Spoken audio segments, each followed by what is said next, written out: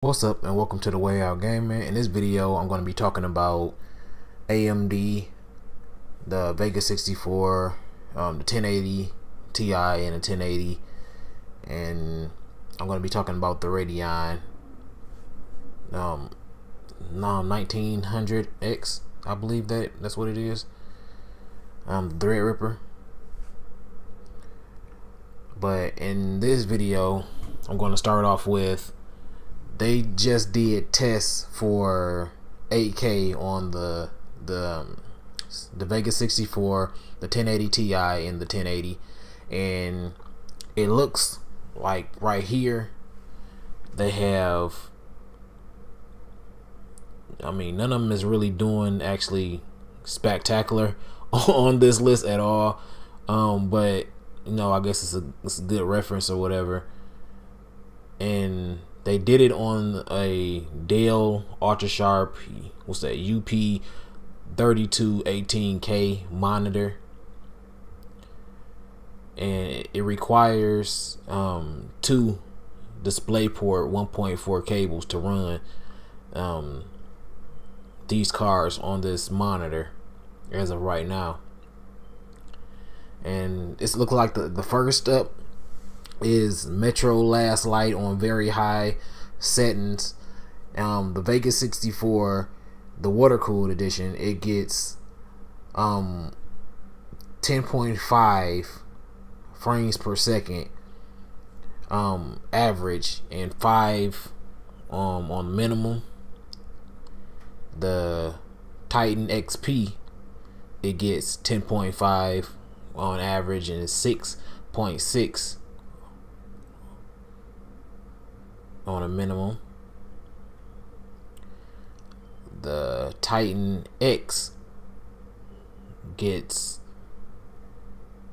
12.5 and 3 on a minimum. And the Titan, not the Titan, but the 1080 Ti gets 12.5 and 6 on a minimum. So all in all, the 1080 Ti did the best out of the 8K on Metro Last Light. Shadow of Mordor on Ultra, the Vega 64 water cooled, gets 19.4, 15.6 on minimum. 1080 Ti gets, not 1080 Ti, but the Titan X gets 23.6, 18.8 on minimum. The 1080 Ti Founders Edition gets 24.7, 19.7 on the minimum. The Titan XP gets 26.6, 20.4 on a minimum. Then we have Far Cry on Ultra presets, and we have here the Vega 64, it gets 14 and 14 on minimum. The 1080 Ti Founders, we get 16, 14 on minimum. The Titan X, 16, 14 on minimum. The Titan XP, 16, 14 on minimum. And Rise of the Tomb Raider, we get on the Titan X, we get 14.1, no minimums. And we had on the on the 1080 Ti Founders Edition, we get 14.4, no minimums. The Vega 64, we get 14.6, no minimums. And on the Titan XP, we get 14.9, no minimums. So that's the best these graphics cards right now are doing at 8K. So long story short, that this means don't get an 8K monitor right now unless you, unless you're pushing more than, I guess you can only plug up 2 cards to this monitor. I mean, not 2 cards.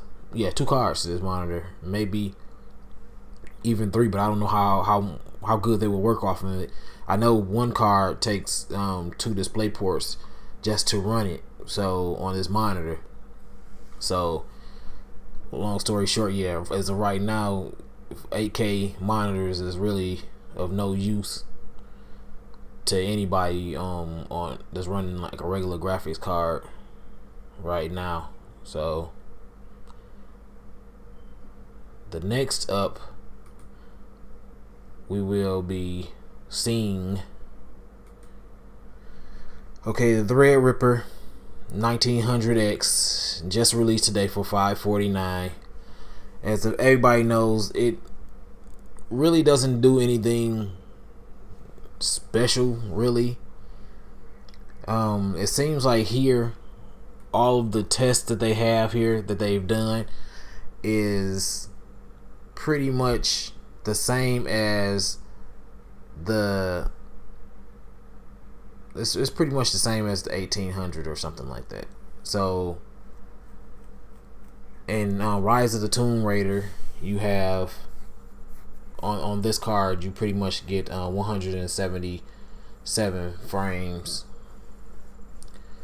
and what's that, Deus Ex, you get 94.1 frames.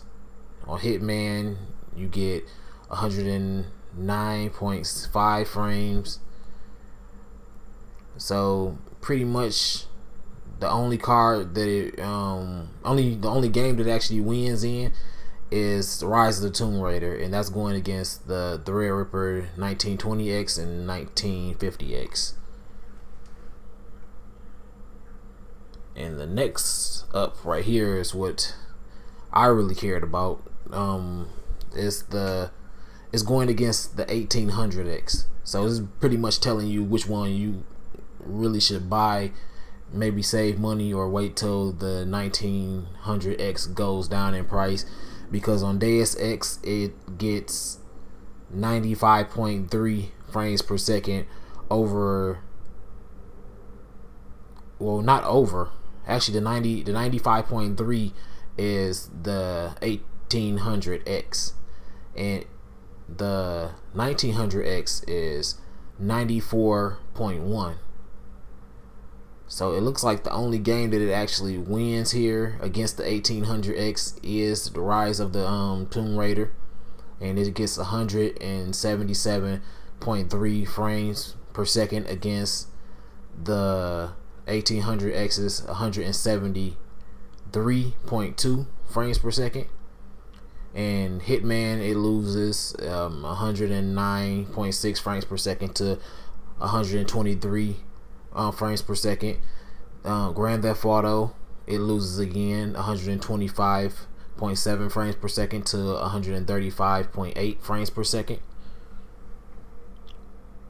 So basically what it's saying here is pretty much get the 1800X. So, but in productivity, like everybody already knew, in productivity it wins every time. That's my phone if you can hear that. But in productivity, as you already know, it wins 100% of the time against the 1800X and the 1700. So in Blender, Handbrake, what's that, VeraCrypt, I don't know what that is.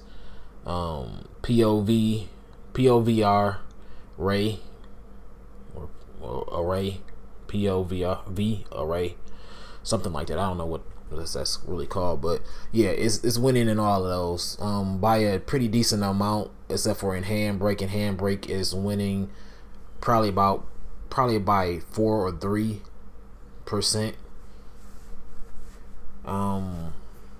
But everything else is winning by pretty good amount.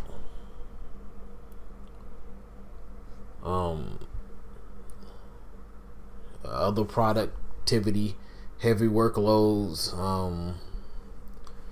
Which one? The other one was, yeah, the other one was heavy workloads too.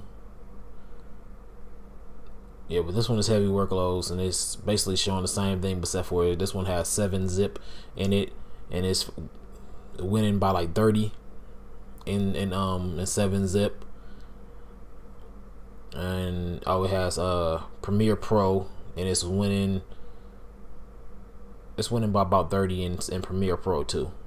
So, like I said, it's if you were going to do way more work than gaming, and you just want 8 core 16 thread still, and you want the full 64 PCIe lanes and everything, then get this one, because it's gonna, I mean, you're gonna get your money for it.